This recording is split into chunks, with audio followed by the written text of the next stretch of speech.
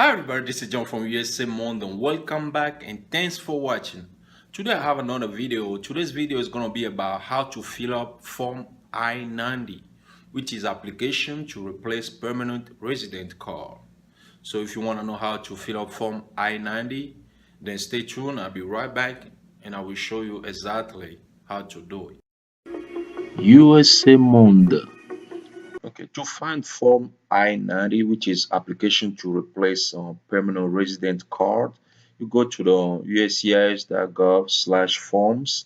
Um, then you will see this page. On this page, click on Forms, and then you're gonna scroll down to see I-90, which is application to replace um, permanent resident card. So once you click on this, you will see this page over here. So here you click on Form I-90 to open the form. So this is how the form gonna look like. Okay, so this is where you're gonna type in your information to fill up the form. So the first thing, part one. So make sure you fill this form. You're gonna fill up by hand. You fill it up with a black ink. Okay. So part one, this is information about you. So you put your alien number here. If you have a USCIS online account, you put it here. So your full name. So your full name, you put your last name, your first name, your middle name over here. So number four over here, has your name legally changed since the issuing of your permanent resident card? If yes, then you proceed to 5A, 5A, which is over here. I'm gonna show you 5A. So if it's yes, then come over here and type in your new last name, first name, and middle name. So if you know, then you have to go to 6A.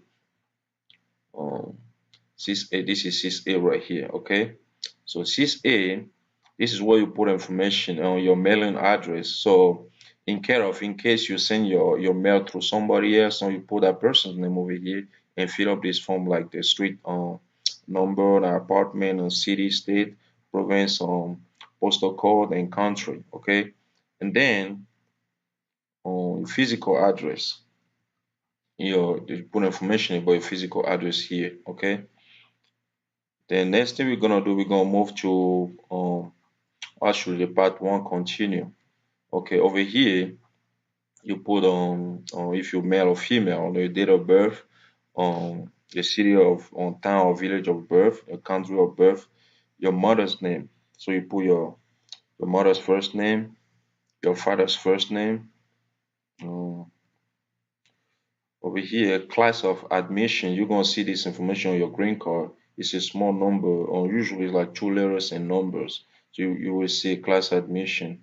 You put that number here, and the date of issue admission is basically the day your green card were issued. So you put that information here, your social security number, you put it here. Then we're gonna move to part two. Okay. So part two over here, my status is if it's lawful permanent residence, and you check this box right here, and then you move to section one. If it's permanent resident in commuter status, you check this box, you move to section one, section A. Um, yeah, section A over here instead of section one. Conditional permanent resident, then that one you're gonna move to section B. So if it's section A, so this is the section A right here.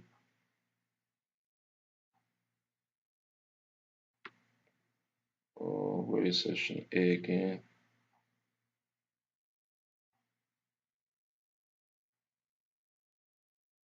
Sorry guys.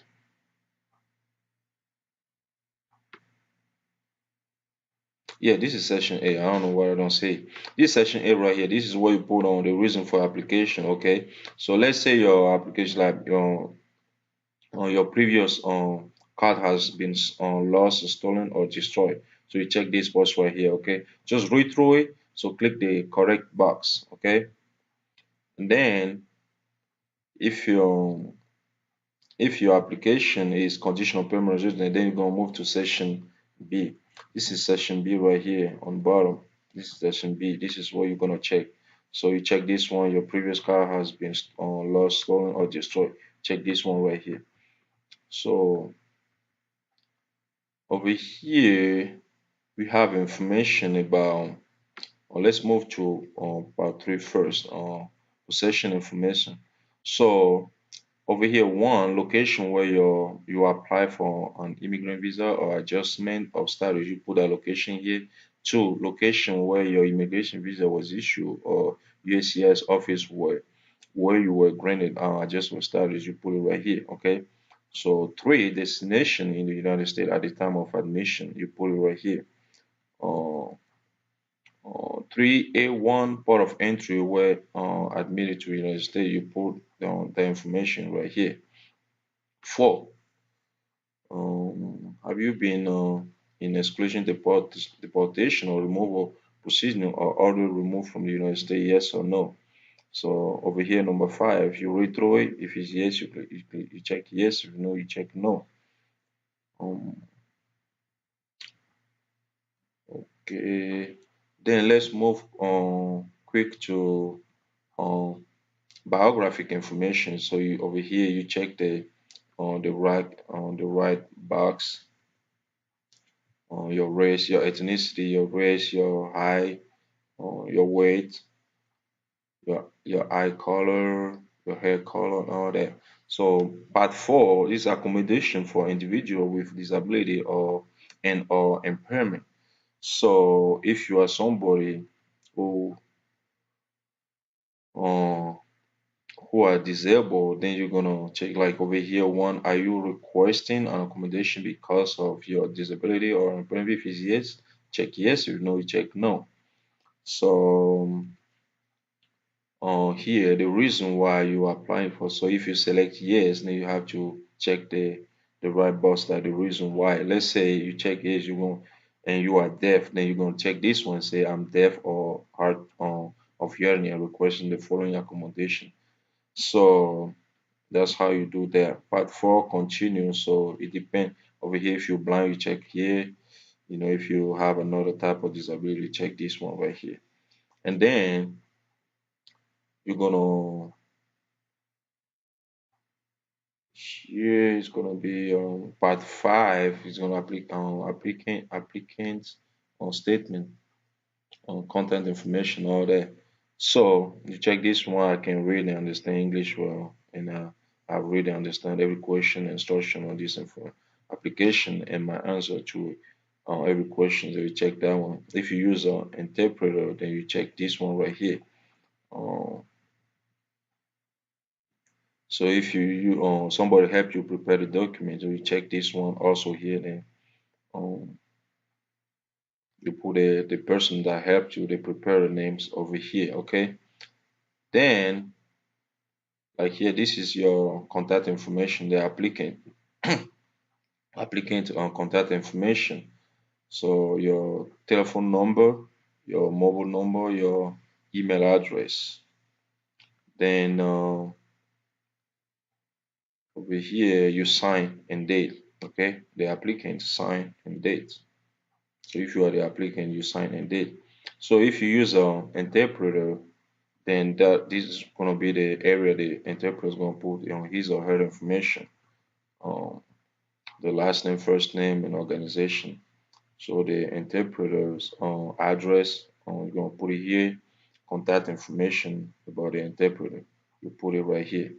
And then the interpreter gonna certify, put on his name here that um, to certify basically.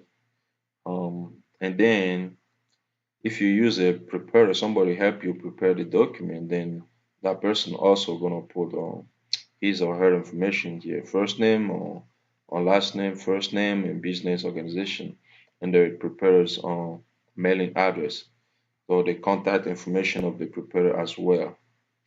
And then over here, this is for the preparer. So you check this box, like if you are not an attorney, it's like I'm not an attorney or accredited representative, but I have prepared this document on behalf of the applicant if the applicant consents. So you check this one. So read through it and check the correct box. So you certify and you sign, the preparer sign and date. So basically, That's how you fill out Form I-90. So if you need additional information, just put those information right here. This is what this space is for. Okay, so that's it. That's it for today's video. I hope you guys love it, learn something from it. If you do, please give me a thumbs up and also share with your friends and family, someone you know that will need this information. And also, if you want to see more video like this, all you gotta do is subscribe. Once again, my name is John. Thanks for watching and see you in the next video.